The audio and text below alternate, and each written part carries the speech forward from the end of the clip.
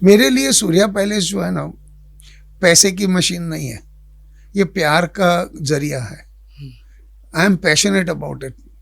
Profession जो मेरा है ना, उसके अंदर मुझे मेरी पैशन भी पूरी होती है, मेरा प्यार भी पूरा होता है, मेरी पूजा भी पूरी होती है। ये मेरा जीवन है।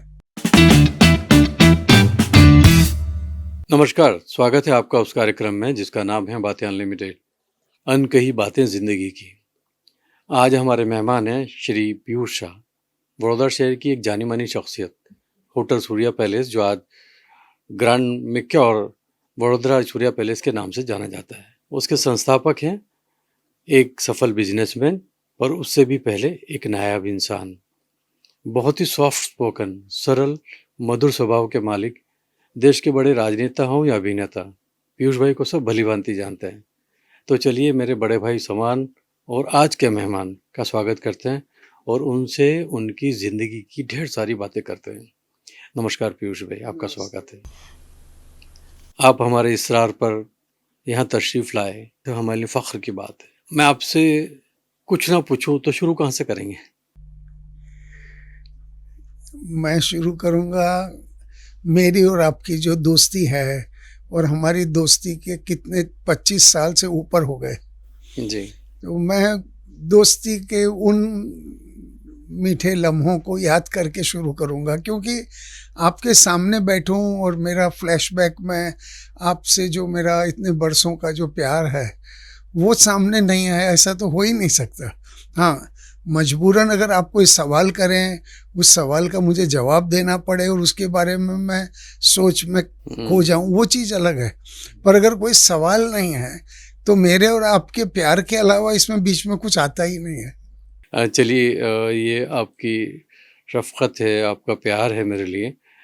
लेकिन चूँकि अभी कार्यक्रम हमारे सुनने वाले और देखने वाले जो हैं, ये पॉडकास्ट का एक फॉर्मेट है, तो वो हमारे मेहमान के बारे में जानना चाहेंगे। दर्शकों, हम तो एक दूसरे को अच्छे से जानते हैं, लेकिन अगर मैं उनसे बात करूं, सवाल करूं, या इंटरव्यू नहीं कहूँगा, लेकिन आज मेरे पास आए तो उनसे बात करूं, तो जब भी पीयूष भाई आपका ख्याल आता है ना, तो एक ऐसे शख्स की तस्वीर मेरे जहन में उभरती है जिसको मानो अनुशासन में रहने की कसम खा ली। या मैं यूँ कहूँ कि जब भी आप मेरे ख्याल में आते हैं तो ऐसा लगता है कि एक चलता फिरता अनुशासित और अनुशासन को मानने वाला एक व्यक्ति है जो कभी भी चूकता नहीं है। हमेशा जब भी देखें तो आप बिल्कुल डिसिप्लिन में, थैंक यू सो मच, या जितने भी, तो ये आपके व्यवसाय का हिस्सा है या आपकी परवरिश ही ऐसी हुई?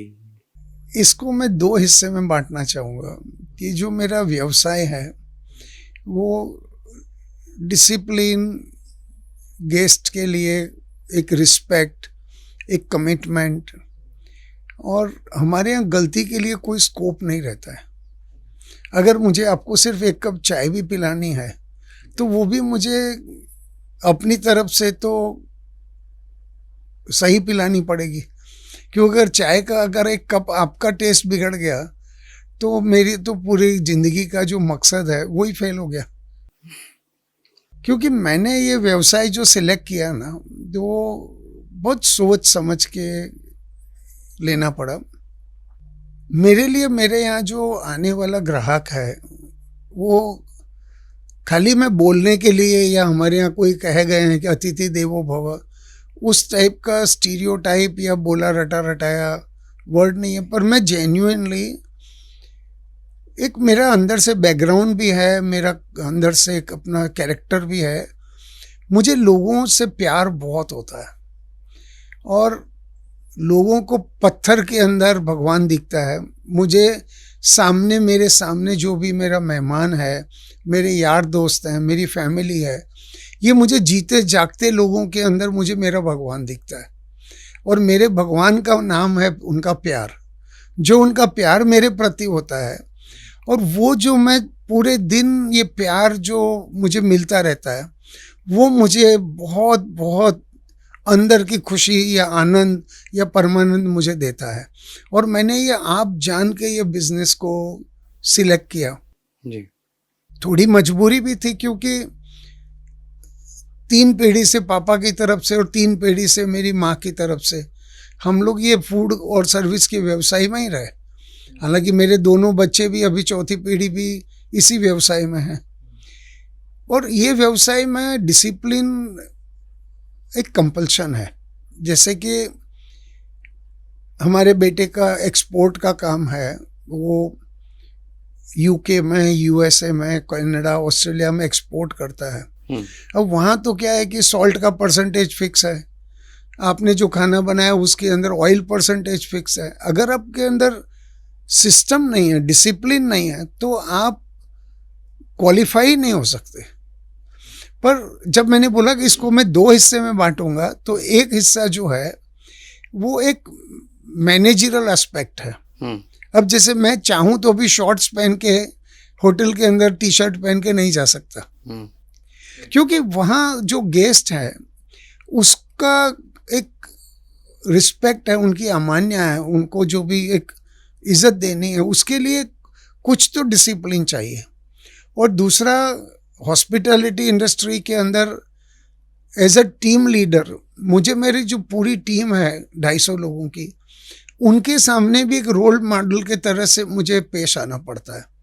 अब इसके 2 पहलू हैं। एक पहलू है जो डिसिप्लिन का है, और दूसरा पहलू है जो हम गेस्ट के लिए एक इमोशनली, एक पैशन से, सच्चे दिल की गहराई से हम जब उनकी सेवा करते हैं, तो वहाँ डिसिप्लिन से ज़्यादा एक हमारा अंदरूनी, जिसको बोलते हैं ना कि रूहानी, हमारा एक एलिमेंट है, जो फैसेट है, उसको हमको जीना पड़ता है। हम उसके हिसाब से चलते हैं।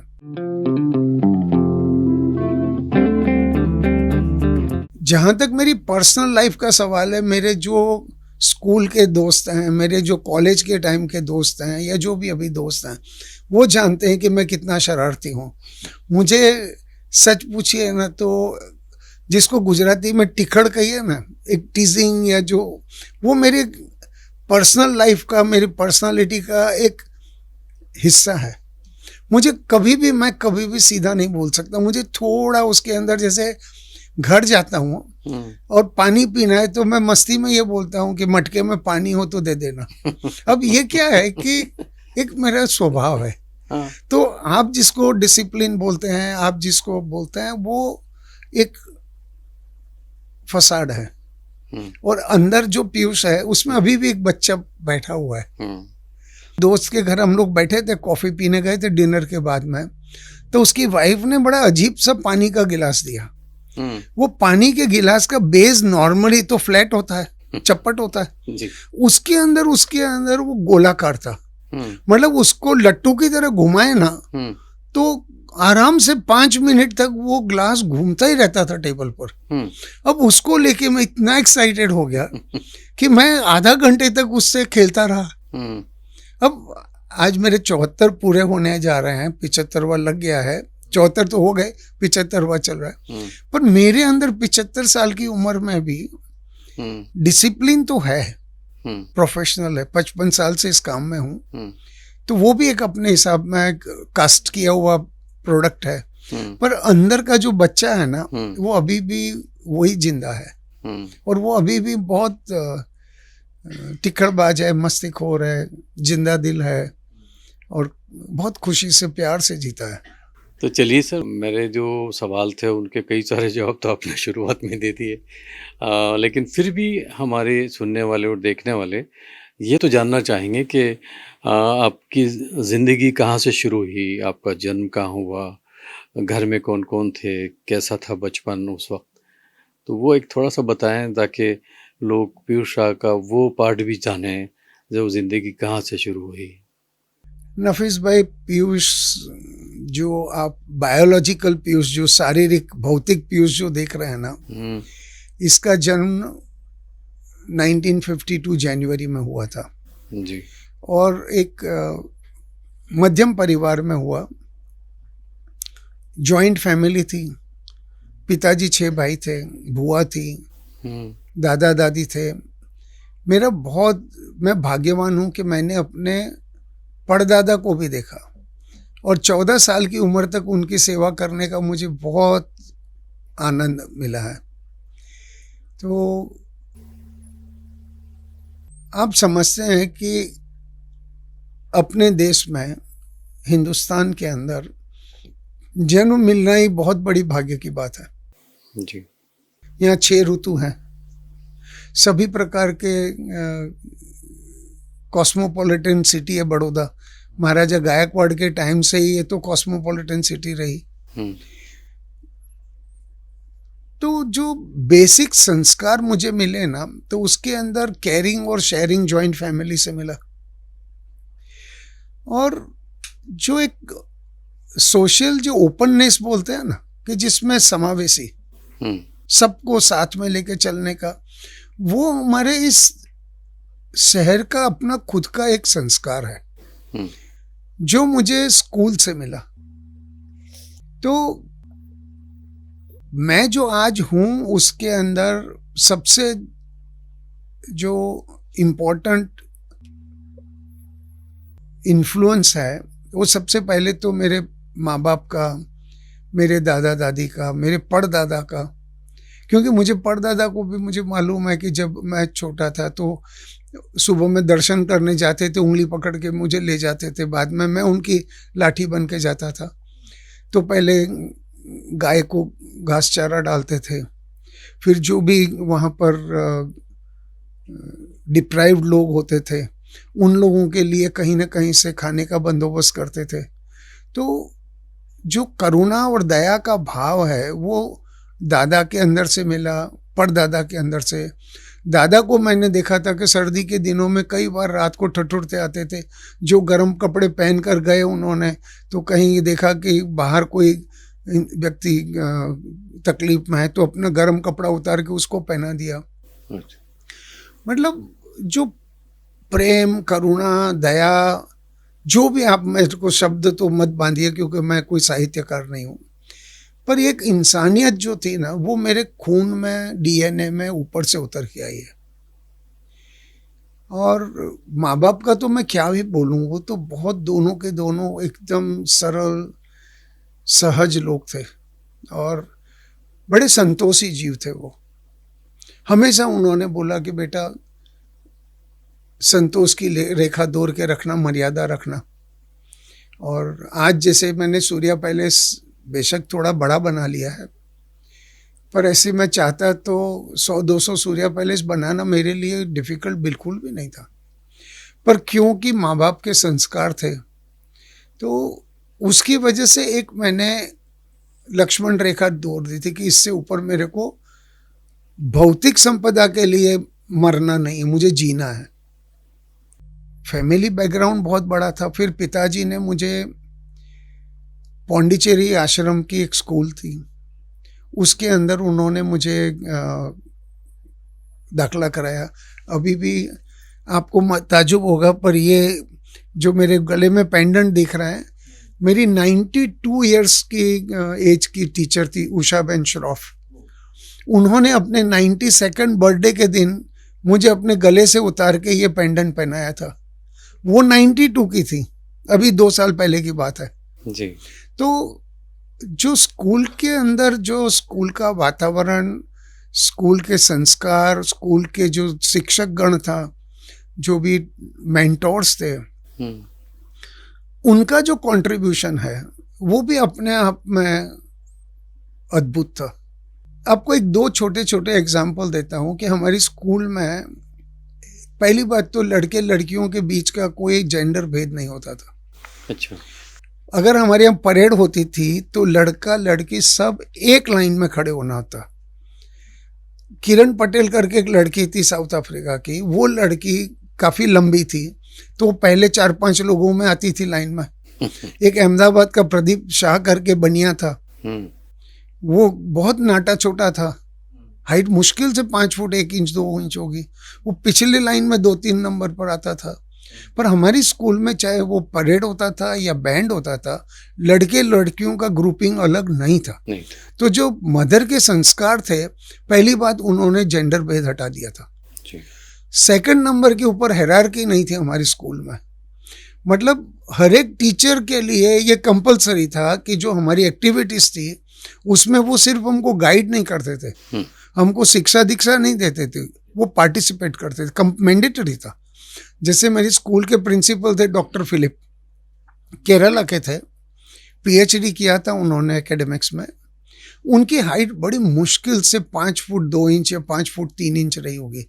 वो मेरे जैसा चश्मा भी पहनते थे, पर जब वो फुटबॉल ग्राउंड में हमारे साथ उतरते थे तो वो चश्मा उतार देते थे, वही वाइट शॉर्ट और वाइट टी शर्ट और उसके फुटबॉल के हम कॉक्स बोलते थे, लकड़ी के टेची वाले जूते, वो पहन के हमारे साथ जब फुटबॉल खेलते थे। कोई बोल नहीं सकता है कि ये आदमी स्कूल का टीचर, प्रिंसिपल छोड़ो टीचर भी है, वो तो लगता है कि he is one of the ordinary student. अब ये चीजों से क्या हो गया कि हमारा अंदर का जो एक कैरेक्टर बिल्ड हुआ ना, उसके अंदर भेद कहीं नहीं दिखा। तो इसको निर्भेद बोलिए कि जहां मुझे कोई बड़ा छोटा, काला गोरा, आदमी औरत, हिंदू मुसलमान, मुझे कुछ भी भेद आता ही नहीं है। यहाँ तक कि मुझे मेरे भाई बहन में और आप लोगों में या मेरे बच्चों में या मेरे दोस्तों के बच्चों में, नफीस भाई ये बहुत मुश्किल है बिलीव करना, पर मुझे भेद करना आता ही नहीं है। क्योंकि मेरे बेसिक जो संस्कार पढ़े ना, गुजराती में कहते पायाना संस्कार जी, गढ़थू थी ना, उसमें भेद आया ही नहीं। मुझे भेद आता भी नहीं है। मेरे बच्चे कंप्लेन करते हैं कि ऐसा कैसे हो सकता है कि वो आपके लिए एक हो गया। अरे मैंने बोला मैंने तुमको पराया नहीं किया, उसको अपना लिया, तो उसमें क्या गलत है? Very true. अरे भाई आपको दूर करूं तो बराबर है, नॉट एट योर कॉस्ट। पर अगर मुझे उनसे प्यार है और उनको मैं लाता हूँ, अच्छा दूसरा भेद में क्या करूं? मेरे को तो अभी भी, आज भी आपके सामने बैठा हूं, मुझे नहीं आता है। अनफॉर्चुनेटली या फॉर्चुनेटली ये समाज को समझना मुश्किल है, पर मेरे स्वभाव में बेसिकली एक प्यार है। मुझे सबसे सबसे सबसे प्यार होता है। अगर आज तक मैंने पता नहीं कितने दोस्त कमाए हैं, पर पक्का बोलता हूँ मैंने एक भी दुश्मन नहीं कमाया। मेरा कोई भी दुश्मन नहीं दुनिया में, कोई भी नहीं है। तो ये सारा जो मैं बोल रहा हूँ ना, ये संस्कार है जी। दूसरे नंबर पे हमारे घर में भगवान की सेवा होने की वजह से एज ए वैष्णव, ईश्वर के प्रति समर्पण का भाव बहुत तीव्र रहा। मतलब ये शर्ट भी अगर मैं नहीं लाया हूँ तो नफीस भाई सबसे पहले शर्ट जो है ना, मैं भगवान के सन्मुख करूँगा और उसके बाद मैं प्रसादी के रूप में मैं इसको ग्रहण करता हूँ। हम इसको पुष्टि बोलते हैं। अच्छा। हम पुष्टि मार्गी हैं जी। तो सवाल ये है कि जहाँ अपनापन समर्पण से ही मिलता है, तो ये व्यवसाय जो मेरा है ना होटल का, उसमें समर्पण करने का मुझे, मेरी बेसिक मौका नीड है, मुझे मिलता है और इसीलिए मुझे इसमें बहुत मज़ा आता है। I am very passionate about it. मेरे लिए सूर्या पैलेस जो है ना, पैसे की मशीन नहीं है, ये प्यार का जरिया है। I am passionate about it. Profession जो मेरा है ना, उसके अंदर मुझे मेरी पैशन भी पूरी होती है, मेरा प्यार भी पूरा होता है, मेरी पूजा भी पूरी होती है, क्योंकि मेरा भगवान मेरा ग्राहक है। और ये बोलने के लिए नहीं है, ये मेरा जीवन है। तो चलिए सर, अभी आपकी एक जर्नी का एक छोटा सा हिस्सा मुझे जानने मिला, लेकिन मैं फिर आपको बचपन की तरफ ले जाता हूँ। मुझे बचपन, लोगों का बचपन जानने में बहुत मज़ा आता है और बचपन की जो बातें होती हैं वो आज के इस इंसान को फ्रेश कर देती हैं, ऐसा मेरा मानना है। तो मैं अगर ये पूछूं कि क्या बचपन में भी आप इतनी शांत और सुशील थे, या शरारतों के लिए भी थोड़ी सी जगह थी? और वो कौन सी शरारत थी जिसकी वजह से आपने डांट खाई हो? डांट तो क्या खाई हो, मैंने थप्पड़ ही खाई है। मेरा एक दोस्त है जय किशोर चतुर्वेदी, अभी भी है, मुझसे 4-5 साल बड़ा है। तो मैं कॉलेज में एफआर था, वो कॉलेज का जीएस था। अब एक उसकी कोई भी सहपाठी होगी, फ्रेंड होगी, पता नहीं क्या था, शीतल नाम था उसका, मतलब तो हम उसको दुलारी बोलते थे। वो हमारे फैकल्टी के जो भी ड्रामा होता था उसकी वो हीरोइन थी। तो जय किशोर ने बोला कि पीयूष इसको ले जाओ और वो कन्हूभाई ड्रेस वाला के यहाँ से ड्रेस दिलवा देना। वो कन्नू भाई ड्रेस वाला की दुकान 3 बजे खुलती थी।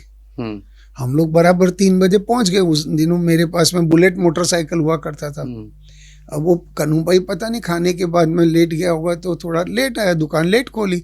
और जब मैं 1969, 70, 71 की बातें करता हूँ ना, तो तब लोग थोड़े रिलैक्स्ड होते थे कि भाई दुकान ठीक है 15 मिनट लेट खुली तो क्या बिगड़ जाता है। खैर, मैं मोटरसाइकिल पार्क किया, उसकी सीट पे मैं बैठा और वो स्टीयरिंग के ऊपर दुलारी अपना हाथ रख के हम लोग उसका वेट कर रहे थे। इतनी देर में हमारे स्टाफ का कोई सज्जन वहां से निकला होगा, उसने देखा कि ये मंगल बाजार की छोटी सी सकड़ी गली में पीयूष भाई एक लड़की को लेकर खड़े हैं। तो शाम को घर पर रिपोर्टिंग हो गई। तो जैसे ही मैं घर में पहुंचा, अभी तो मैं एंटर नहीं हुआ, समझ में ही नहीं आया, मुझे फटाक से एक थप्पड़ पड़ी। मैंने बोला क्या हुआ, पर क्यों? तो लड़कियों को लेकर मंगल बाजार में खड़ा है, हमको बताता नहीं है, घर नहीं है, क्यों ऐसे चुप के काम? अरे मैंने बोला कौन सा मंगल बाजार?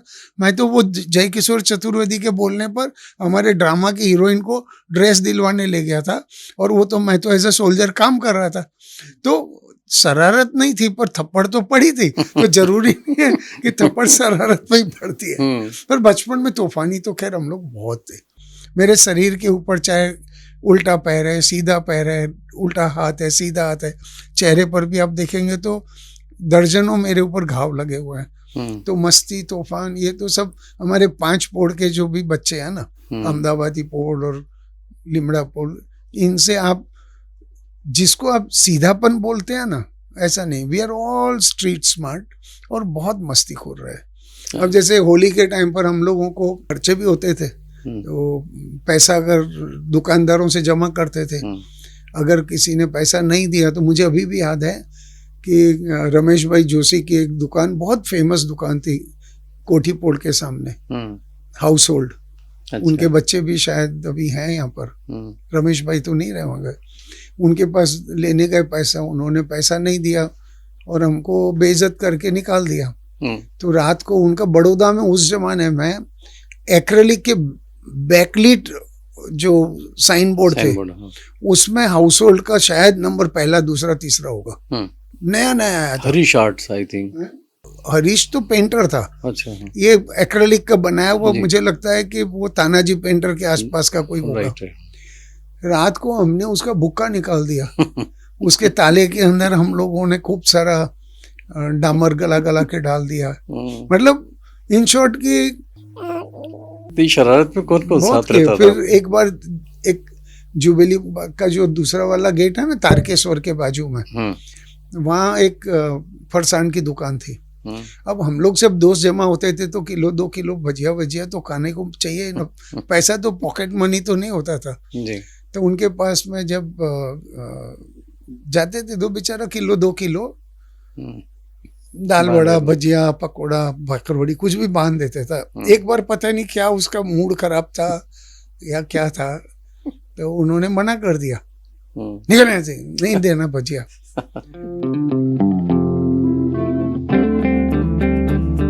तो हमने उसको ब्लैकमेल किया कि भाई तू दे दे, नहीं तो तेरा देख ऊपर खबर कर देंगे। तो ये क्या होता है कि हमारे यहाँ बच्चों के लिए तो ये खुला वातावरण अलग ही था।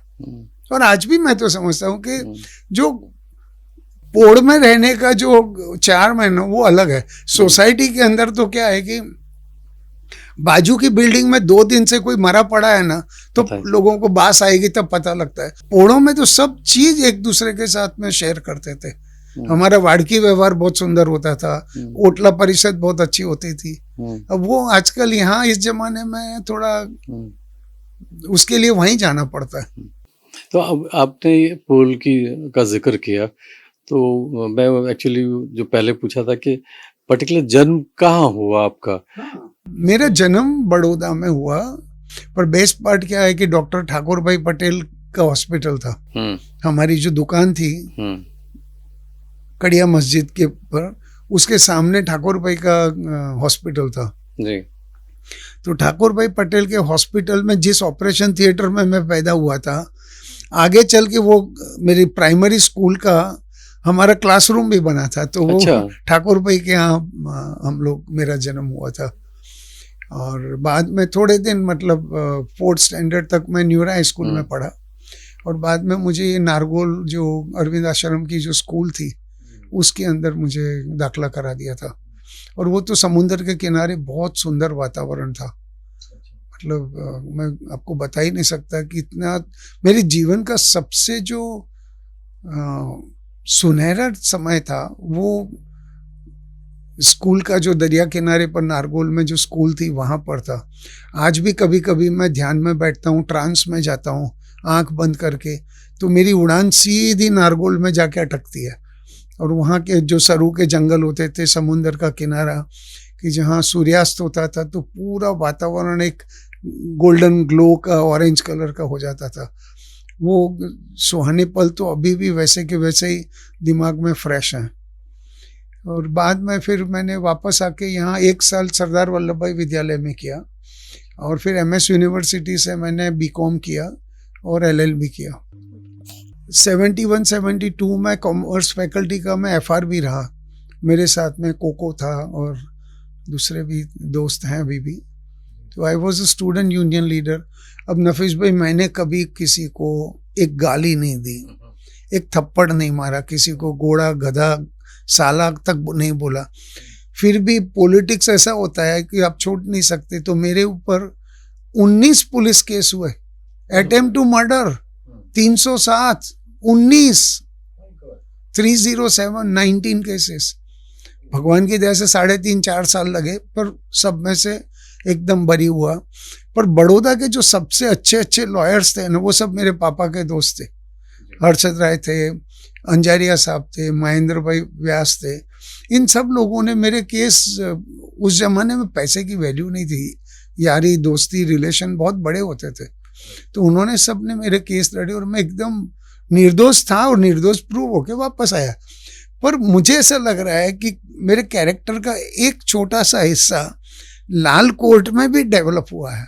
अच्छा। हाँ, उसके अंदर क्या करना चाहिए, क्या नहीं करना चाहिए, कानून क्या होता है, कानून को कैसे आप हैंडल कर सकते हैं, ये सारी चीज़ें हैं।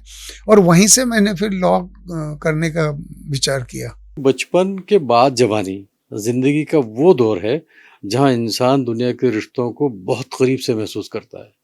जोश, जुनून, कुछ कर गुजरने की चाह, और कुछ टूटता है तो कुछ जुड़ता है। इसी दौर में दिल नाम की एक चीज़ और होती है जो अपनी मौजूदगी दिखाती है। क्या वो दिल ने कभी आपको परेशान किया और आपने कभी उस पर कविता नफीस या भाई, कोई गजल मैंने लिखी उस जमाने में? कविता, पोइट्री, प्रोज लिखने का सोचा तो काफ़ी था, कुछ प्रयत्न भी किया था, पर मुझे इतना मालूम है मैंने अपना तकल्लुफ बहुत अच्छा दिया था। मेरा तकल्लुफ मतलब निक नेम जो बोलते हैं ना, गुजराती के लिए मैंने अपना नाम रखा था परपोटो। परपोटो, अच्छा। हाँ। हिंदी में उसको बुलबुला बोलते बुलबुला, हैं, हाँ। और इंग्लिश में बबल बोलते हैं। और ये मेरी बेसिक सोच का एक्सप्रेशन है, प्रतिबिंब है। क्योंकि मैं खुद को, अपने आप को हमेशा से, क्योंकि मेरे संस्कार भी रहे स्कूल के अंदर, पौंडीचेरी आश्रम की स्कूल के संस्कार, तो हमेशा से मुझे ऐसा लग रहा था कि मेरी कोई वैसे देखो तो हस्ती है ही नहीं।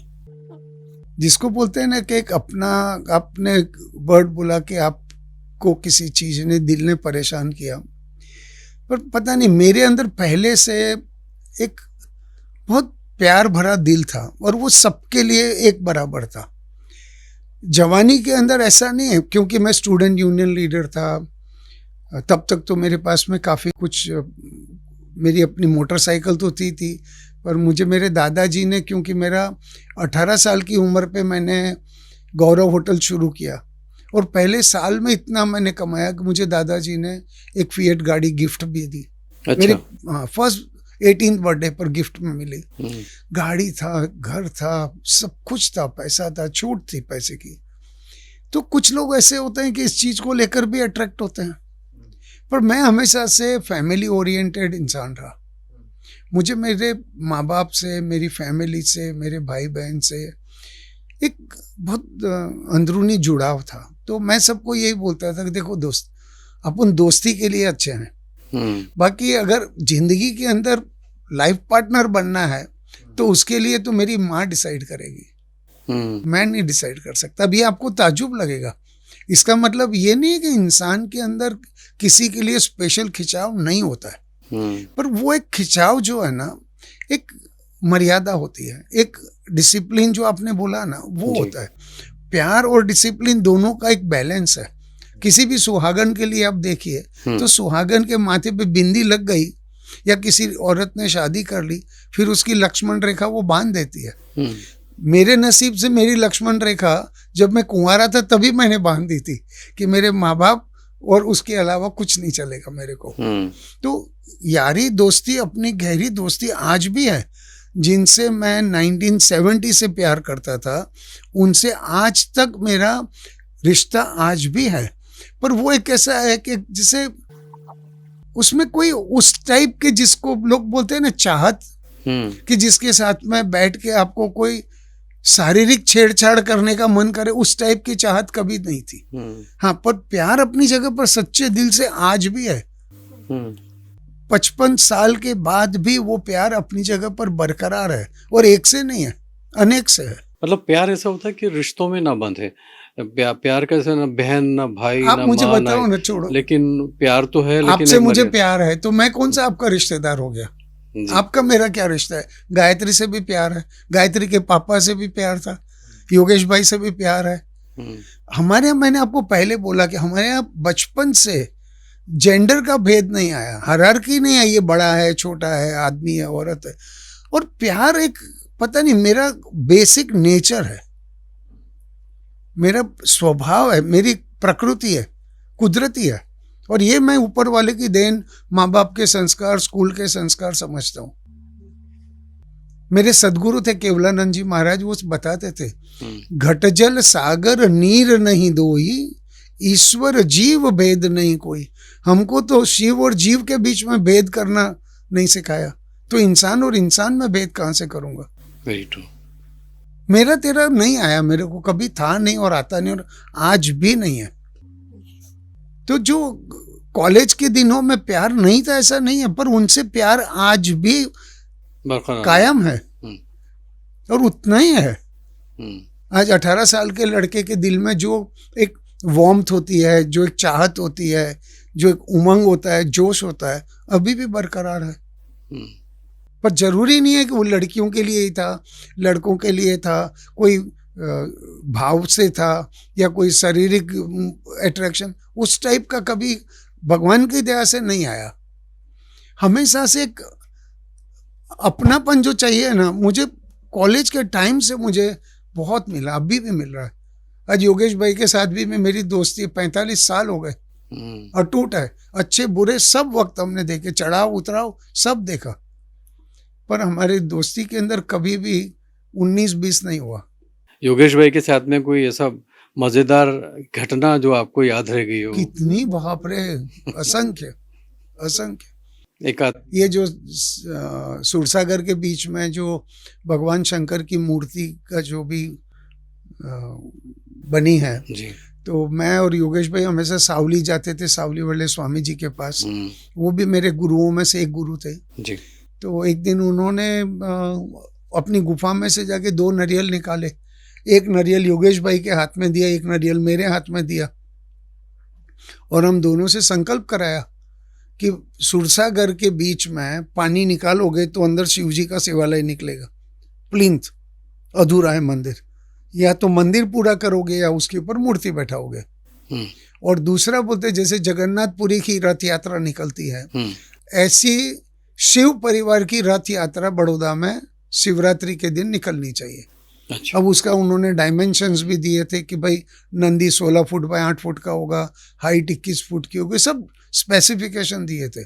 जैसे धीरे धीरे धीरे धीरे योगेश भाई की सामर्थ्य बनती गई, उनका पॉलिटिकल पावर, क्योंकि नफीस भाई कोई भी अच्छा बुरा काम करना हो ना तो पॉलिटिकल सपोर्ट के बिना आप नहीं कर सकते। Very true. जरूरी नहीं है कि आपके दिन सभी एक सर मान रहे। ये भी हो गया, एक बार हमने एसएसजी हॉस्पिटल के अंदर जीर्णोद्धार का काम शुरू किया और वहाँ भी सावली वाले स्वामी जी की एक प्रेरणा थी। मुझे क्या बोलते थे मालूम है? मुझे बोलते तू पढ़ा लिखा पैसे वाला भंगी है। अब उनकी भाषा में बराबर है, पर बेसिक आइडिया क्या था कि तुम करते क्या हो पूरा दिन? होटल का रूम साफ है कि नहीं, बाथरूम साफ है कि नहीं, क्रॉकरी कटलरी साफ है कि नहीं, बर्तन साफ है कि नहीं। तो वो मुझे सब देखते थे। मैं एसएसजी हॉस्पिटल में योगेश भाई के साथ एक बार गया, तो मैं, हरेन भाई और योगेश भाई, तब हमने वहाँ का जो गंदगी का साम्राज्य देखा ना। डॉक्टर कमल पाठक उस वक्त सुपरिटेंडेंट थे। तब हम लोगों ने वहाँ एक संकल्प लिया था कि हम उसको क्लीन करेंगे। और नफीस भाई 5.5 साल हमको लगे। हमने करीब 28 वार्ड, एक एक वार्ड 15,000 स्क्वायर फीट का है। 450 से ऊपर तो संडास बाथरूम तोड़ के हमने नए बनाए। वो एक काम योगेश भाई के संपर्क से हुआ। फिर पता नहीं स्कूल में मदर ने हम सभी बच्चों को बोला था कि जीवन में एक संकल्प आप करो। तो मैंने उस वक्त संकल्प लिया था कि मैं जीवन में 1 लाख पेड़ लगाऊंगा। अच्छा। हाँ, और भगवान की दया से 1 लाख से ऊपर ही हो गए। पर योगेश भाई जब पहली बार विधायक बने थे तो उनको हर साल 5 लाख रुपए का बजट आता था। तो मैंने योगेश भाई को समझाया था। मैंने बोला योगेश भाई इसका पैसा आप डामर में डालोगे तो फिर 12 महीने में ख़त्म हो जाएगा, गटर में डालोगे तो चौक हो जाएगा, पर आप इसका पेड़ लगाओ। और पेड़ लगाएंगे तो पशु पक्षी को, वो कोई गरीब लारी वाला वहाँ जा रहा होगा उसको, पानी की मटकी लेके बैठने वाली औरत को, धूप में जाने वाले राहदारी को, सबको राहत मिलेगी। तो करीब करीब 40,000 जितने पेड़ तो उस जमाने में हम लोगों ने पूरे बड़ौदा सिटी के आसपास के विस्तार में लगाए। आप देखेंगे तो ये अलकापुरी रोड के ऊपर बैंक ऑफ बड़ौदा वाली लाइन है, उसके जितने भी वड़ के झाड़ लगे हुए हैं वो उस वक्त के लगे थे। फिर आप लालबाग ब्रिज उतरेंगे ना, तो लालबाग ब्रिज से और वो जो विश्वामित्री ब्रिज के बीच में जो रेलवे ट्रैक के पैरेलल जितने भी वड़ के झाड़ लगे वो सब उस वक्त लगे हुए थे। राजमहल रोड के ऊपर बहुत सारे पेड़ हम लगाए थे, सिटी में बहुत सारे पेड़ लगाए थे। तो फिर मैंने अपने फार्म पर भी करीब 60,000 पेड़ लगाए हैं। अच्छा। हाँ, मेरे पास 42 बीघा का एक बहुत सुंदर फार्म है और एकदम जंगल है, यहाँ से 12 किलोमीटर दूर है जी। पर वो जंगल बिल्कुल दिन में भी पैर रखने में डर लगे ऐसा जंगल हो गया। पर योगेश भाई का जो सपोर्ट था उसकी वजह से मैं कुछ काम यहाँ पेड़ भी लगा सका। एसएसजी हॉस्पिटल की सफाई मैंने और हरेन भाई पटेल करके हमारे दोस्त थे उन्होंने की।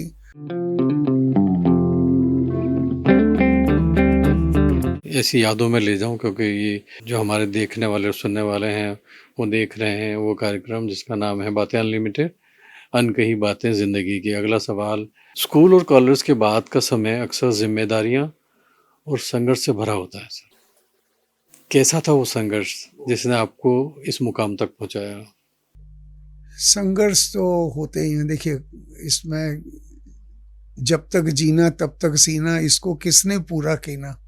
ये जब तक जिएंगे तब तक संघर्ष तो चलते रहेंगे, पर संघर्ष को हम किस रूप में देखते हैं उसके ऊपर भी बहुत बहुत फर्क पड़ता है। अब सबसे पहली बात मैंने आपको जैसे बताया कि जॉइंट फैमिली थी, तो कहीं ना कहीं जब वटवृक्ष बड़ा हो जाता है उसकी शाखाएं, उसके रूट्स आ जाते हैं, पर्टिकुलरली जो बनियन ट्री है, वड का झाड़ है, तो नया वटवृक्ष बनता है। तो जॉइंट फैमिली का डिस्ट्रीब्यूशन जब होता है तो उसके अंदर जो होता है वो किसी को उसमें नफ़ा नुकसान होता है, फ़ायदा होता है, किसी को तकलीफ़ होती है। पर हमारे हिस्से में, मेरे और मेरे पिताजी के हिस्से में शुरू में काफ़ी तकलीफ़ आई, पर मेहनत करके हम उसमें से भी बाहर निकले। ये 1976 की बात है। फिर वापस 90 में हसमुख चाचा और हमारे एक चाचा के साथ में पार्टनरशिप थी, उसमें से बाहर निकली। वो भी पेनफुल था। तो सूर्या होटल मेरे हाथ से बना हुआ था, अब वो मुझे मेरे पिताजी के आदेश के हिसाब से वो भी छोड़ना पड़ा। फिर सूर्या पैलेस जो बहुत हैवी लॉस में था उसको लेके फिर वापस हमने मेहनत करी। तो क्या है कि जब आपकी नीयत साफ रहती है, जब मेरी नीयत साफ थी, मेहनत करने को तैयार था, प्यार से काम किया, पैशन से काम किया, और मेरे जो भी सहकर्मी थे उन सबको मैंने, क्योंकि स्वभाव में प्यार था तो वो सब मेरे साथ में बंधे हुए रहे। जी। आज नफीस भाई मेरा भाग्य है कि आज मेरे पास में 25 साल से ऊपर मेरे साथ में जुड़े हुए 30 लोगों से ज़्यादा लोग मेरे साथ जुड़े हैं। अब एक होटल में 25 साल के अनुभवी 30 लोग हों, उस होटल को कोई क्या कर सकता है? वो तो ऑटो मोड पे जाता है। मेरे पर तो कोई स्ट्रेस आता नहीं है। पर एक स्वभाव भी है, शिक्षा दीक्षा भी होती है, माँ बाप के संस्कार भी होते हैं, कुछ पिछले जन्म के पुण्य होंगे या भाग्य होंगे, पता नहीं। मुझे सबसे बड़ी बात, मुझे पत्नी बहुत अच्छी मिली, वो भी संतोषी है और बहुत सपोर्टिव रही। मेरे बुरे वक्त के अंदर सबसे अहम जिसका जो सपोर्ट बोलता हूँ ना, वो मेरी वाइफ का था।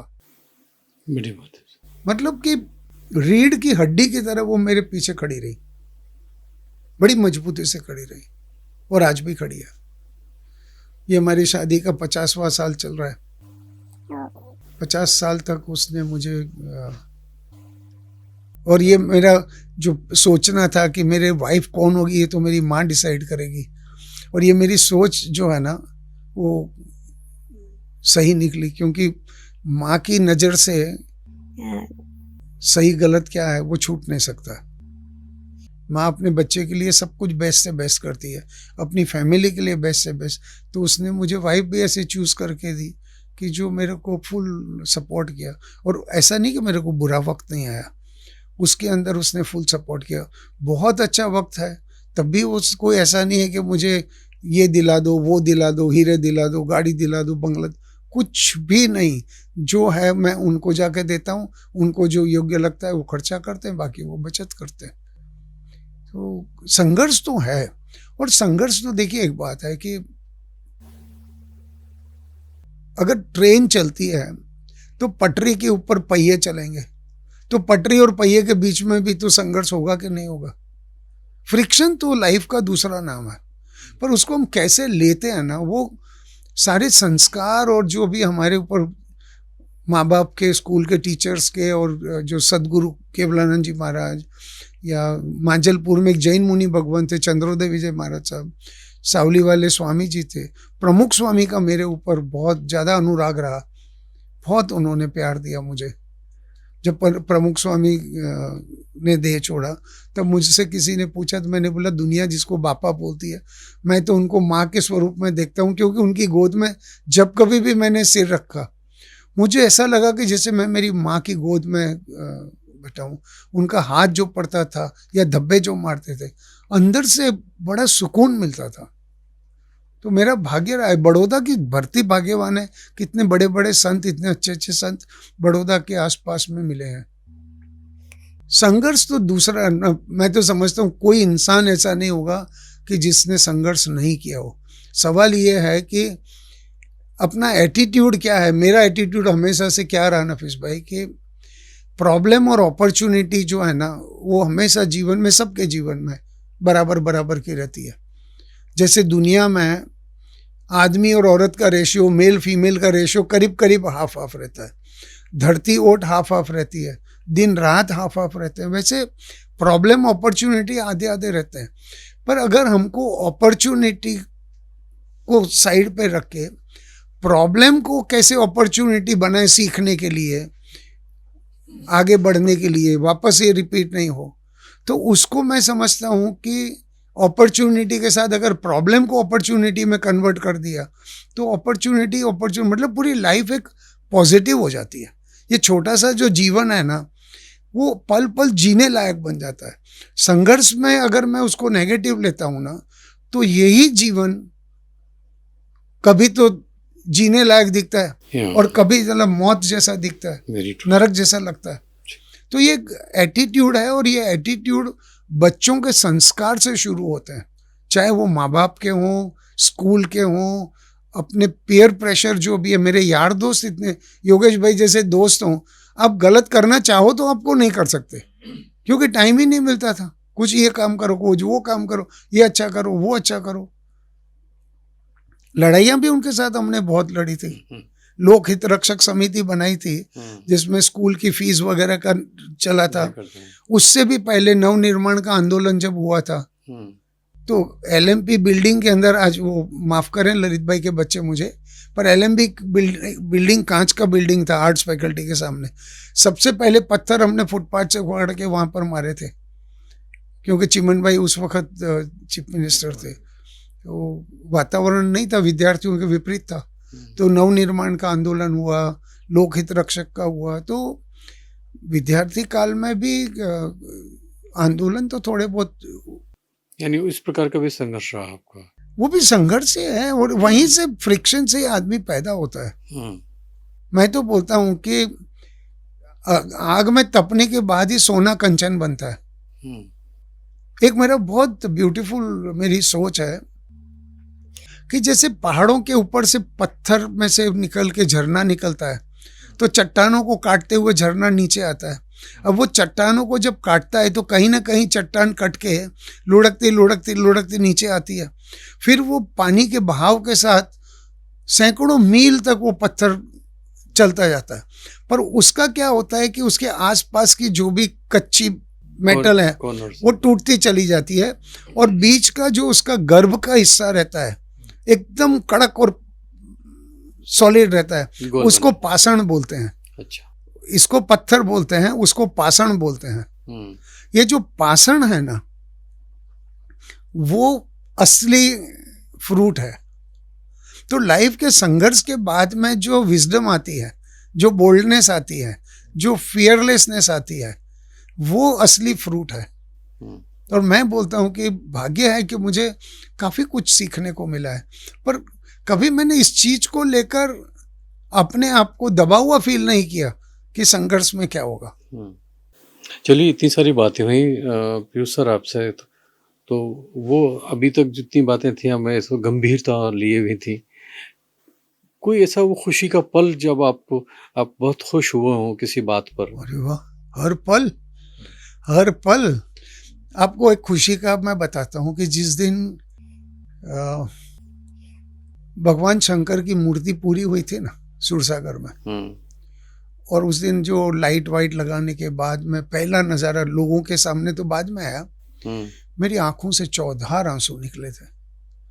फिर जब उसके ऊपर योगेश भाई ने संकल्प किया और करीब 17-18 किलो सोना चढ़ा, वो जो सुवर्ण की जो धातु थी और उसका जो एक दिन हमने उसका रिफ्लेक्शन देखा, मैं इसलिए नहीं कि सक्सेसफुल हुआ है, इसलिए कि मैं भगवान शंकर को है न देवी देवताओं के स्वरूप से नहीं मानता हूँ। मैं अंदर से ये देखता हूँ कि भगवान मेरे लिए जो है ना एक स्थिरता का स्वरूप है जी। कि मेरा जो चंचल मन है उसको बांधने के लिए कोई स्वरूप है, तो ये स्वरूप है। ये उस दिन मैं आंखों से पानी लेकर बहुत ज़्यादा खुश हुआ था। खुशी की तो हजारों पल हैं, हजारों नहीं करोड़ों पल होंगे। लोग बोलते हैं 84 लाख बार, मैं बोलता हूँ 84 लाख बार मैं खुश हुआ हूँ। आप चंचल मन का हमेशा जिक्र करते हैं पूरी बात में, तो कैसे उसको आप परिभाषित करेंगे? चंचल मन क्या होता है बेसिकली? देखिए, कोई भी इंसान, कोई भी मैं हूँ या कोई भी इंसान है, हम लोग क्या होता है कि अंदर से छोटा मोटा कोई भी एक इच्छा रहती है कि चलो मैं ये काम करूं, मैं वो काम करूं। अभी भी योगेश भाई बोलते हैं कि पीयूष भाई ये काम शुरू करो। अब मेरे को तो एक होटल बनानी है, दूसरा होटल नहीं बनाने का संकल्प लिया हुआ है। तो आता है तो उस वक्त मन को सोचना पड़ता है। कभी बच्चों की तरफ से अगर मान लो परेशानी हुई तो स्ट्रेस बिल्ट होता है कि बच्चे ये कर रहे हैं, मुझे ऐसा लग रहा है कि उनके भविष्य के लिए ठीक नहीं है। पर अब बच्चे बड़े हो गए, उनको उनका देखना है, तो उस वक्त मुझे मेरे मन को वापस लाना पड़ता है जी। अभी जैसे मुझे कोई भी इच्छा के विरुद्ध का काम होता है तो मन को तो समझाना पड़ता है ना कि भाई कोएग्जिस्टेंस भी है। सामने वाला आदमी, उसकी स्वतंत्र विचारधारा है, मेरी विचारधारा अलग है। वो मेरी विचारधारा से सहमत नहीं होता है तो मैं तो उसके साथ में पंगा तो नहीं ले सकता। तो मैं उसको अपने आप को समझाने की कोशिश करता हूँ। मतलब कोई भी इंसान है ना, सोचने के लिए तो हर पल नई नई नई नई सोच आती है। और ये सोच जो है ना, उसके अंदर मेरे जीवन के जो अच्छे बुरे तजुर्बे हैं उसका उसके ऊपर तड़का लगता है। पर उस वक्त मेरे अंदर का जो विवेक है कि जो सही और गलत के बीच का जो कश्मकश जो है। वो मतलब आइडेंटिफाई करता है कि करने लायक है, करने लायक नहीं है। ओके। तो ये जो चंचल मन है वो मेरी अनुभव की कसौटी पर उतरता है, और फिर मेरी बुद्धि जो है वो उसके विवेक को लेकर करती है कि नहीं ये करने लायक है, करने लायक नहीं है। तो वहां पर उसको हम लोग मैनेज करते हैं। एक ये भी तो मुझे अपना माइंड को तो मैनेज करना पड़ता है। अब जरूरी नहीं है कि दिल के अंदर हर एक चीज जो निकलती है वो सभी चीज अपने को खुशी देने वाली होती है। कभी कभी वो दुखदाई चीज भी आती है, पर वो दुखदाई चीज को हावी होने देना है, या मुझे मेरी जिंदगी के एक एक पल को जीना है, तो वो जो नेगेटिविटी आ रही है उसको पटा फुसला के पीछे रख के और पॉजिटिव थॉट्स को आगे ले जाके और अपने को जीना पड़ता है। बहुत सही बात है। अब एक ऐसा पल है जो मैं भी अक्सर सोचता हूँ और वो आपसे चर्चा करना चाहता हूँ, क्योंकि मैं आपसे आपकी बातों से आज से नहीं, जब से आपसे मिला हूँ तब से प्रभावित हूँ। बहुत सी बातें कह पाता हूँ, बहुत सी बातें नहीं कह पाता। मौका नहीं मिलता। सो आज मौका मिला है मुझे कि मैं आपसे वो सब बातें करूं और पूछ लूं। समाज में एक ऐसी चीज़ है जो कहीं ना कहीं हम बहुत इम्पोर्टेंट होने के बावजूद भी उसको नज़रअंदाज करते हैं। अगर मैं यूं कहूं कि पीयूष भाई, अब एक ऐसी बात जो अक्सर बचपन से जवानी तक नज़रअंदाज होती रहती है, जैसे माँ के सम्मान में तो बहुत लिखा गया है, लेकिन एक रिश्ता ऐसा है जो खामोशी से हौसला देता रहता है, वो है पिता का रिश्ता। ये रिश्ता कम बोलने और ज़्यादा सहने का होता है। बाप अक्सर प्यार जताता नहीं है, वो जिम्मेदारी बनकर खड़ा रहता है। बेटा कई बार बाप को समझ नहीं पाता और बाप बेटे को समझा नहीं पाता। इसको कैसे आप डिस्क्राइब करेंगे? आपकी बात मैं समझ रहा हूँ, आप जो कहना चाहते हैं, और मेरे भाग्य से क्या है कि मैंने मेरे परदादा को देखा था और मेरे दादा को देखा। अब वो दोनों के बीच का जो भी रिश्ता था वो आज भी मेरे सामने बिल्कुल साफ है, क्लियर है जी। फिर मेरे पापा का और मेरे दादा का रिश्ता मैंने देखा, वो भी साफ सुथरा है। मेरा और मेरे पापा का रिश्ता वो भी मेरे सामने है। आज मेरे बेटे का और मेरा रिश्ता वो भी मेरे सामने है। तो 4-4 पीढ़ी के रिश्ते। फिर तो मेरे नाना मामा की फैमिली में भी 4 पीढ़ी है, उनके रिश्ते भी मैं देख रहा हूँ। इसमें जनरेशन गैप तो कोई पूरा नहीं कर सकता। एक ही चीज पूरी कर सकता है, वो ये है कि अगर फैमिली के अंदर संस्कार सही है, मेरा और आपका रिश्ता चाहे कितना भी विपरीत हो, अलग हो, मतलब मेरा आपकी सोच अपनी अलग हो, पर अगर संस्कार सही है तो वो एक मर्यादा के अंदर दोनों बंधे हैं। मैंने ये देखा था कि पीढ़ी दर पीढ़ी हम लोग सब एक मर्यादा में, संस्कार में बंधे हैं। मैं जो चाहता था वो फ्रीडम मुझे मेरे पापा ने नहीं दी। आपको एक एग्जांपल देता हूं कि जब 61 का चाइना वॉर हुआ था तो मेरे अंदर एक जुनून था कि मुझे सैनिक स्कूल में दाखिला करना, जामनगर सैनिक स्कूल में। तो मैंने फॉर्म भर दिया, मैंने एग्जाम भी पास कर लिया। पापा जी ने मना कर दिया कि सैनिक स्कूल में कोई बनिया का बेटा सैनिक स्कूल में जा सकता है क्या? नहीं जाने दिया। थोड़ा बड़ा हुआ, मैं जिस स्कूल में पढ़ा मुझे स्कूल से बहुत ज़्यादा लगाव था, स्कूल का वातावरण बहुत लाइव था, तो मुझे अपने स्कूल में टीचर बनना था। तो मैंने सोचा कि चलो मैं बीएड के एग्ज़ाम देकर और मैं टीचर बन जाता हूँ। तो मना कर दिया। अरे कोई बात नहीं, चलो। तो उस जमाने में क्या था कि जो माँ बाप बोलते थे ना, वो पत्थर की लकीर होता था। हमारे अंदर की भावना जो थी ना, वो हमको अपने तक सीमित रखनी पड़ती थी। मैं तो, मेरी बात तो खास, उस जमाने में भी विद्रोह करने वाले तो थे, पर एटलीस्ट मेरे संस्कार या मेरा स्वभाव या मेरी सिस्टम विद्रोह करने के लिए मुझे मंजूरी खुद नहीं मिलती थी, अपनी मंजूरी नहीं मिलती थी। बड़ा हुआ, मैंने लॉ किया और मैंने लॉ में बहुत अच्छे मार्क्स आए। मेरा दोस्त था, वो बॉम्बे हाई कोर्ट का चीफ जस्टिस बना। तो मैंने सोचा कि चलो यार लॉ की प्रैक्टिस करते हैं, बहुत मजा आएगा। वो भी नहीं हुआ।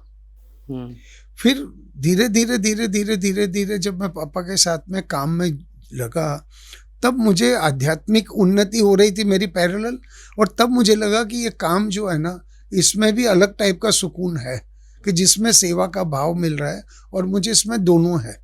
इसमें पीस भी है और प्रॉस्पेरिटी भी है, इसमें पैशन भी है और पैसा भी है। तो पर जरूरी नहीं कि बाप हमेशा आपकी बात से इत्तेफाक रखे, पर इत्तेफाक नहीं है करके हम लोग विद्रोह कर दें, वो एटलीस्ट मेरे में या तो सामर्थ्य नहीं थी विद्रोह करने की, या मेरे में वो संस्कार नहीं थे कि मैं विद्रोह कर सकता था। मैंने विद्रोह नहीं किया। अब वही चीज मेरे बेटे के अंदर है, उसके अंदर भी मुझसे 10 गुना ज्यादा काम करने का उत्साह था। तो उसको मैंने बोला, बेटा तू स्वतंत्र कर, तेरे को जितना चाहिए सपोर्ट मैं करता हूँ। तो तन मन धन से मैंने उसको सपोर्ट किया, और आज मैं बहुत फक्र से बोल सकता हूँ कि वो मुझसे 10 गुना ज्यादा अच्छा बड़ा काम कर रहा है जी। और खुद स्वतंत्रता से कर रहा है। पर ये क्या होता है कि जो आगे की पीढ़ी से जो चला आ रहा है, उसके अंदर थोड़ा थोड़ा थोड़ा थोड़ा थोड़ा जनरेशन गैप को लेकर, एक तो एजुकेशन का भी बहुत फर्क है, और आपको सदगुरु मिलते हैं तो वो भी आपको बहुत फर्क करते हैं। किस टाइप के स्कूल में आप पढ़े हैं, वहाँ स्कूल का वातावरण, स्कूल की शिक्षा दीक्षा क्या है, वो भी बहुत फर्क पड़ता है जी। तो हमारे बेटे को, सात्विक को जो भी आगे बढ़ने के लिए चाहिए था, उस टाइप का सपोर्ट उसको डे 1 से मिल गया मेरी तरफ से, तो वो फर्क पड़ता है। तो मैं एक सवाल पूछूं, जो बार बार आपने एक शब्द का इस्तेमाल किया, संस्कार, तो फिर उसका उत्तर भी देने की कोशिश की कि शायद मैं नहीं कर पाया संस्कार में, जब संस्कार के तहत कि मैं ये करना चाहता था, पापा ने मना कर दिया। तो उसी से रिलेटेड एक सवाल जहन में उभरता है कि बचपन में आपके लिए आपके जो पिता थे, वो डर थे, सहारा थे, या मिसाल? आपका जो सवाल है ना, उसी में इसका पूरा 100% जवाब लगा है। वो तीनों थे। सहारा तो थे ही थे, नहीं तो दाल रोटी कौन देता था उस जमाने में? स्कूल की फीस, हॉस्टल की फीस कौन भरता था? भय तो होता था, क्योंकि कोई गलत काम करना है तो कर नहीं सकते थे। मिसाल भी थे, क्योंकि उन्होंने निहायत ईमानदारी से जिंदगी जी थी। कभी भी जॉइंट फैमिली में होने के बावजूद भी ऐसा नहीं कि 5 रुपया चुपचाप उन्होंने गले में से लाके मेरी माँ के हाथ में रखे हो, कभी नहीं। तो उससे क्या हो गया कि हमको ये मालूम था कि अगर आपको रिस्पेक्ट चाहिए घर में, आपको रिस्पेक्ट चाहिए सोसाइटी में, तो आपको मेहनत और ईमानदारी से मिल सकता है। वो मिसाल भी तीनों थे भाई, मिसाल थे ना। He was my ideal. डर तो लगता था गलत काम में, थप्पड़ पड़ी ना वो जय किशोर की फ्रेंड को लेकर मैं खड़ा था, तो उनको डर तो, गलत काम का डर तो होना भी चाहिए। ये सवाल इसलिए उभरा कि पुराने ज़माने में ऐसा होता था कि वाली साहब अगर घर में आ जाएं तो कोई बात नहीं करता था, सब चुप हो जाते थे। इस टाइप का भी एक तहजीब और संस्कार का हवाला देकर ये बातें होती थी कि ना उनसे कुछ पूछा जाए, ना उनसे कुछ कहा जाए, जो उन्होंने कह दिया वो पत्थर की लकीर, चाहे वो गलत हो या सही हो। मतलब उस ज़माने में हमने भी देखा है कि वाली साहब आ गए तो शांत हो गए। आप लकी हैं उस मामले में। आपकी बात है ना, बराबर है, उसमें दोनों ही है कि एक तो मेरे पिताजी से ज़्यादा दादा हमारे बहुत थोड़े ज़्यादा डिसिप्लिन वाले थे। आज एक शब्द है कि पापा मेरे बहुत फ्रेंडली हैं, इसको आप उस वक्त कैसे करेंगे? बैलेंस थे उन्होंने। मैं कॉलेज में गया ना, उस वक्त उन्होंने बोला था मुझे कि देख बेटा, कॉलेज में जाओगे, 17-18 साल की उम्र थी, लड़के लड़कियां दोस्त बनेंगे, दोस्ती करने में कोई तकलीफ नहीं है, पर अगर दोस्ती को सीरियस बनाना हो और जीवन के अंदर सिक्योर्ड लाइफ चाहिए, तो माँ बाप के साथ में कंसल्टेशन कर लेना। अच्छा। दोस्ती के अंदर कोई तकलीफ नहीं है। और मेरे इतने सारे फ्रेंड्स थे, लड़के भी थी, लड़कियां भी थी। संडे को, सैटरडे संडे को हम लोग हम उसको जैम सेशंस बोलते थे उस जमाने में। तो एक हमारे फ्रेंड का बंगला खाली था, उसमें म्यूजिक पार्टी लगा के सैटरडे संडे को हम रात को देर रात तक डांस पार्टी करते रहते थे, आबा बाबा का म्यूजिक व्यूजिक लगा के। कभी भी फादर ने मुझे ये नहीं बोला कि तू कितने बजे आया, क्यों आया, किसके साथ था, कभी उन्होंने डाउट नहीं किया। इनफैक्ट एक बार किसी ने मेरे फादर को फरियाद भी करी कि आपके पीयूष के यार दोस्तों में कुछ ऐसे हैं कि जो सिगरेट पीते हैं और एक आध दो तो ऐसे हैं कि कभी कभी ड्रिंक भी ले लेते हैं। तो आई एम सो प्राउड कि उन्होंने उसको क्या, उनको जो भी उनके फ्रेंड या हितेच्छु थे उनको बोला कि आप चिंता मत करो, पीयूष एक आध दो की छुड़वा ही देगा। हाँ, वेरी गुड। पीयूष एक आध दो की छुड़वा देगा। और मुझे फक्र है, आप जानते थे Inder Sahni times of India के यहाँ कॉरेस्पॉन्डेंट थे। हाँ, राइट। जानते हैं, इंदर साहनी की सिगरेट मैंने छुड़वाई थी। अच्छा। हाँ, और अश्विन भाई शाह जो कांग्रेस के प्रमुख थे, उनकी सिगरेट मैंने छुड़वाई थी। अच्छा। योगेश भाई की पड़ी की 2-3 बार छुड़वाई, फिर भी कभी कभी चालू हो जाती है। पर वो थोड़ा निर्दोष है, सिगरेट विगरेट होती तो कब से छुड़वा देता।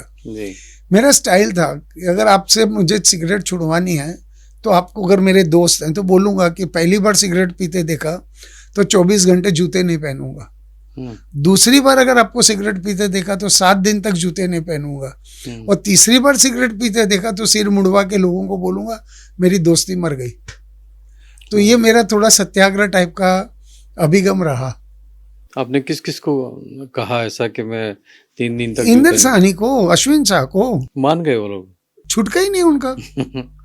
उस वक्त तो मुझे याद है पहली बार जब ये सूर्या पैलेस की जो बिल्डिंग थी, वो उस वक्त हमारे शिरीष भाई पुरोहित हमारे एमएलए थे सयाजीगंज के। राइट। तो उनको लेकर म्युनिसिपल कमिश्नर के पास बिल्डिंग परमिशन के लिए जाना था।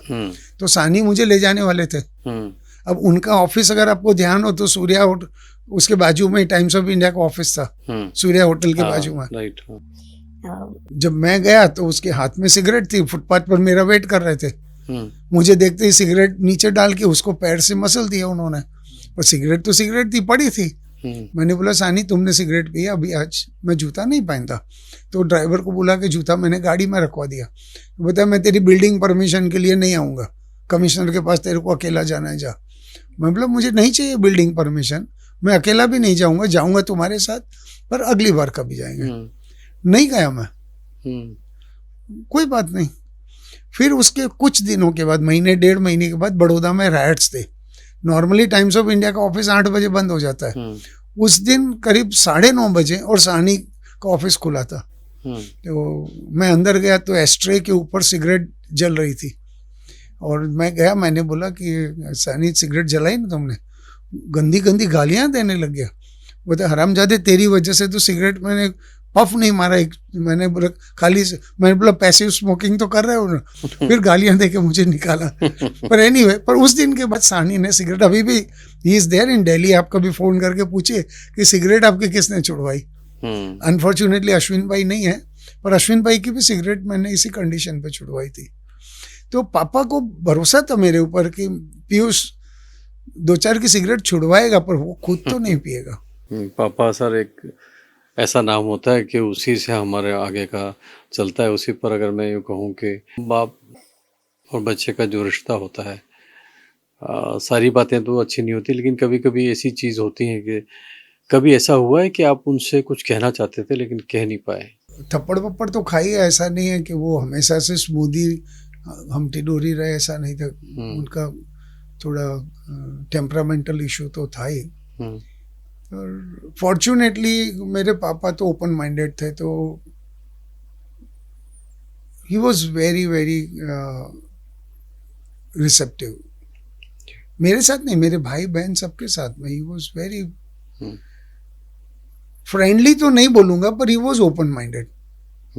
फ्रेंडली थोड़ा ज़्यादा हो जाएगा उनके लिए, पर he was very open minded. आज के ज़माने में बच्चे कहते हैं कि पापा बड़े फ्रेंडली हैं, पर हमारे ज़माने में, उस ज़माने में नहीं होता पापा फ्रेंडली नहीं थे, पर समझाते ज़रूर थे।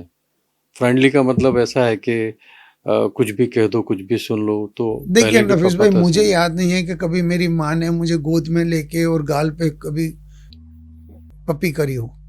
मुझे कभी याद नहीं है कि मेरे पापा ने मुझे गोद में लेके और सहलाया हो, क्योंकि जॉइंट फैमिली में रहते थे तो ये सारे लाड़ चाव जो थे ना वो कभी नहीं मिलते थे। Very true. न्यूक्लियर फैमिली की बात अलग है, पर जॉइंट फैमिली में रिस्ट्रिक्शंस नहीं थे, पर उनके पास फुर्सत भी नहीं थी, व्यस्त थे। एक मिडिल क्लास फैमिली से पूरी इतनी बड़ी फैमिली को संजोना कोई सामान्य बात नहीं थी, इतने बच्चों को पढ़ाना लिखाना आगे बढ़ाना। जी। तो पापा फ्रेंडली भी नहीं थे, पर ओपन माइंडेड जरूर थे, 100% बोलता हूँ। लेकिन आज जो पीयूष शाह हैं, जो अपने बच्चों के साथ जितना लाड प्यार करते हैं, वो वाली बात भी नहीं थी उस जमाने नहीं, में। मैं अभी मेरे बेटे के साथ तो मैं बहुत अच्छा दोस्त हूँ। मेरे पास तो कोई लाइसेंस वाइसेंस नहीं है, मैं कोई वाइन दारू शारू का मेरे पास में परमिट नहीं है, पर वाइन अप्रिशिएट करना मैंने मेरी बेटी से और मेरे बेटे से ही सीखा है। मैं दारू पीता नहीं हूँ, मुझे पीने का शौक नहीं है, पर एट द सेम टाइम क्योंकि मेरे बच्चों के पास लाइसेंस है और वो 8-8 10-10 साल यूरोप में रहकर पढ़े हैं और उन्होंने इसी चीज़ को आत्मसात किया है, तो अप्रिशिएट करता हूँ। वो कोई काम करना चाहता है या कोई रिस्क लेना चाहता है तो वी डू अप्रिशिएट। इसमें हमारे बीच में मैं तो बोल सकता हूँ कि मेरे और मेरे बेटे के साथ में तो मेरा रिलेशन में काफ़ी समझदारी है एक दूसरे के प्रति। वही बात है कि हमारे कभी बाप थे, आज हम बाप हैं, तो ऐसे बाप की खामोशी में पूरी ज़िंदगी का शोर छुपा होता है सर। कई रिश्ते वक्त के साथ में बोलने लगते हैं, लेकिन बाप बेटे का रिश्ता अक्सर खामोशी में जिंदा रहता है। नहीं, हमारा ऐसा नहीं।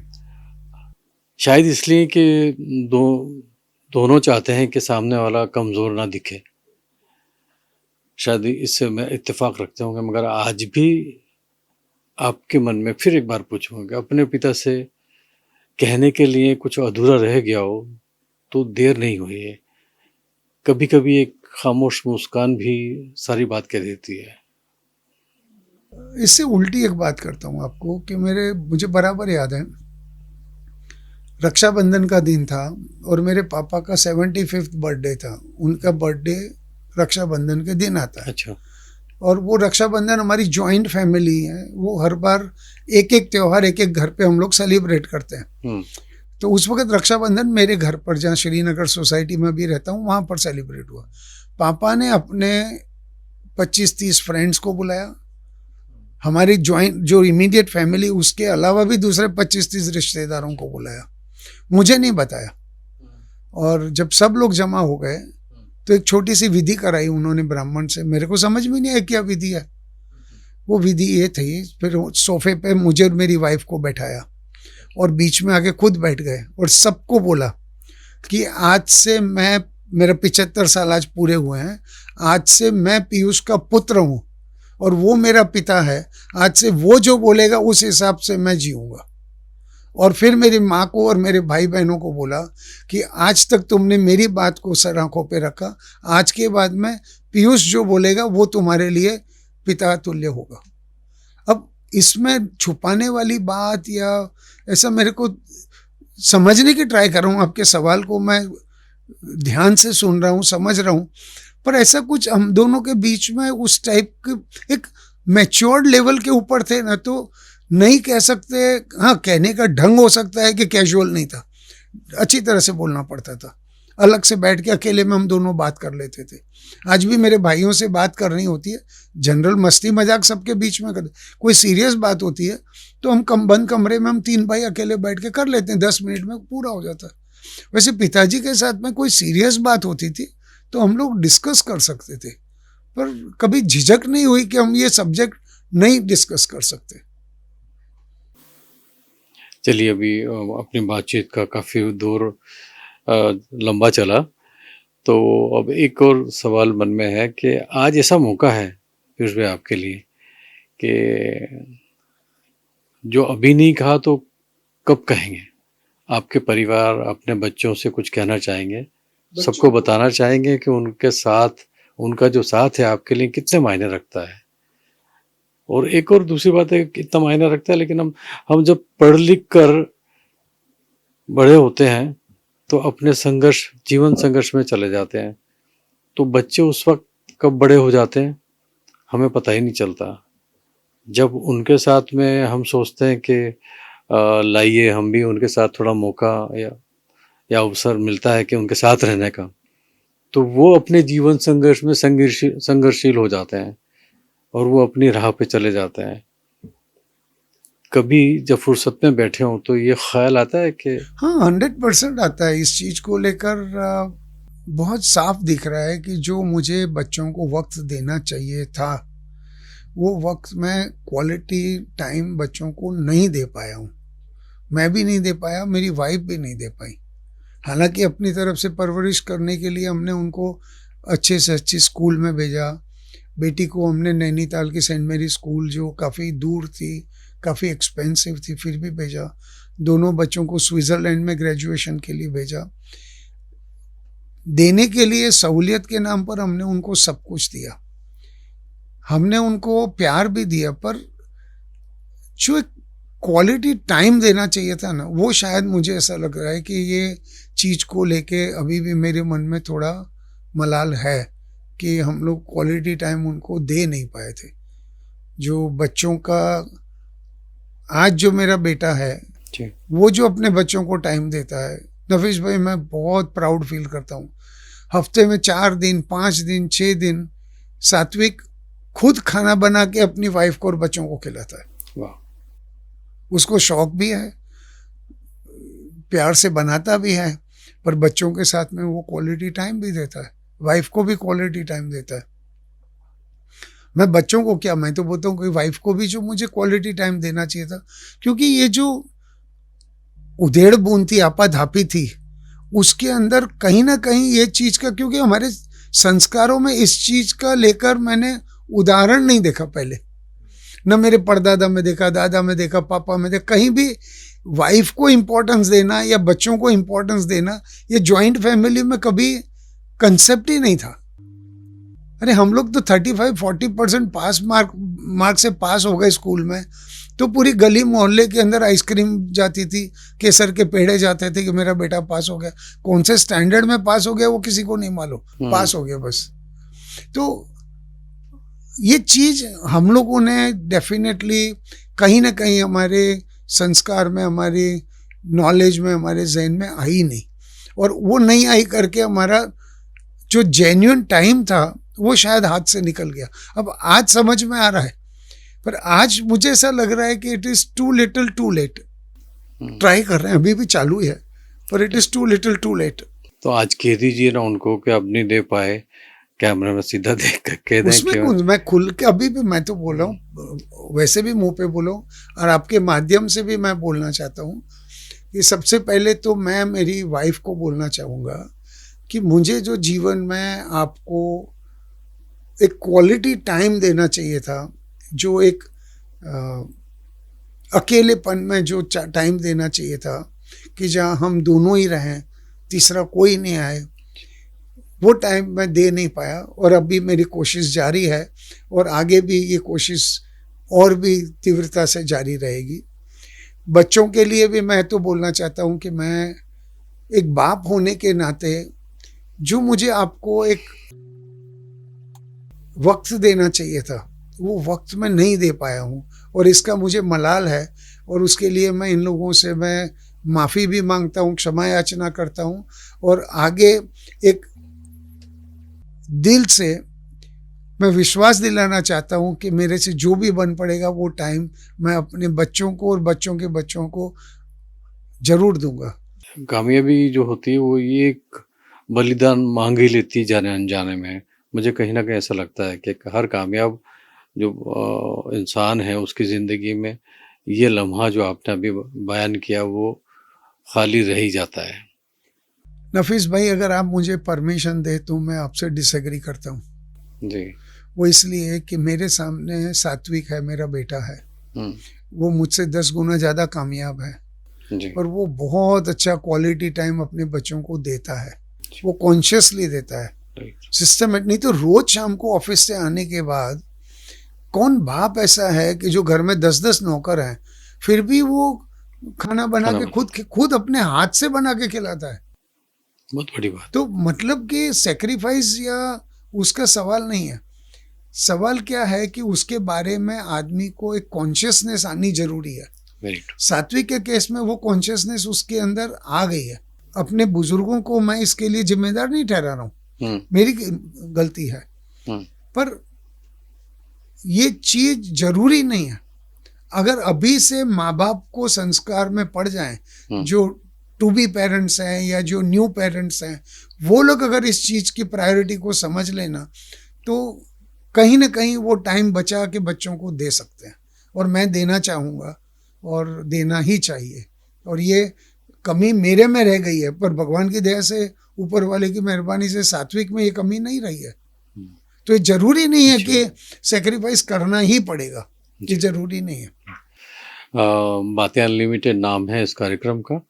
हम हमारे सुनने वालों और देखने वालों से विदा लें उससे पहले पीयूष भाई, कोई ऐसी बात जो आप सोच कर आए थे कि आज इस प्रोग्राम में मैं ज़रूर कहूँगा या पूछूंगा, ऐसा है तो कह दें एक बार। मेरे हिसाब से जो भी हमारे श्रोता मित्र हैं उनको एक ही बात कहूँगा कि जीवन में देने लेने लायक कोई भी चीज़ है तो वो प्यार है। मैं ये मानता हूँ नफीस भाई, और ये मैंने कहीं पढ़ा नहीं है, कहीं सुना नहीं है, ये मेरे अंतर की आवाज़ है, ये मेरी रूहानी सफ़र की फलश्रुति है। ये जो कुर्सी जिस पर हम बैठे हैं ये लकड़ी की बनी है, टेबल लकड़ी का बना है। मेरा और आपका जो शरीर है वो हार्ड मांस का बना है। राम रहीम अल्लाह गॉड अगर कोई भी ऊपर बैठा है तो वो सिर्फ प्रेम का बना हुआ है। तो जीवन में कुछ भी पाना है तो प्रेम दीजिए और प्रेम पाइए। प्रेम के अलावा दूसरा कुछ भी पाने देने लायक नहीं है। ये मेरी सोच है। बहुत अच्छी सोच। मैं सोच के नहीं आया था, पर आप बोल रहे हैं तब मैं बताता हूँ। ये मैंने मुरारी बापू की कथा में या गुणवंत शाह की आर्टिकल में नहीं पढ़ा है, ये मेरा अंदर का रूहानी मेरी एक फलश्रुति है कि अगर टेबल कुर्सी लकड़ी के हैं, हार्ड मास का शरीर है, तो वो जो बना है ना उसकी मेटल वो प्यार है। और चाहे वो राम रहीम अल्लाह गॉड जो भी हो और ना हो तो भी मैं तो बोलता हूँ प्यार प्यार और प्यार। उसके अलावा जीवन में कोई सार नहीं है। प्यार ही जीवन है। एक अच्छा संदेश है। दोस्तों, जिंदगी में कुछ रिश्ते ऐसे होते हैं जो हमारे साथ चलते तो हर पल हैं, लेकिन उनके एहसास को समझने में कई बार पूरी उम्र लग जाती है। आज की इस बातचीत में यादें भी थी, मुस्कान भी, और वो खामोशी सच भी जो अक्सर दिल के किसी कोने में रह जाता है। पीयूष भाई, आपने आज सिर्फ अपनी कहानी नहीं सुनाई, बल्कि हम सबको अपने जीवन में या जीवन के आईने में झांकने का मौका दिया। शुक्रिया इतनी सादगी से, इतनी सच्चाई से अपने दिल के पन्ने हमारे साथ साझा करने के लिए। दोस्तों, याद रखिए, रिश्ते वक्त मांगते हैं और भावनाएं बस एक सच्चा सुनने वाला दिल। अगर आज की बातों ने आपको किसी अपने की याद दिलाई हो तो आज ही उन्हें एक फ़ोन कर लीजिए, क्योंकि ज़िंदगी लंबी हो या छोटी, यादें हमेशा साथ चलती हैं।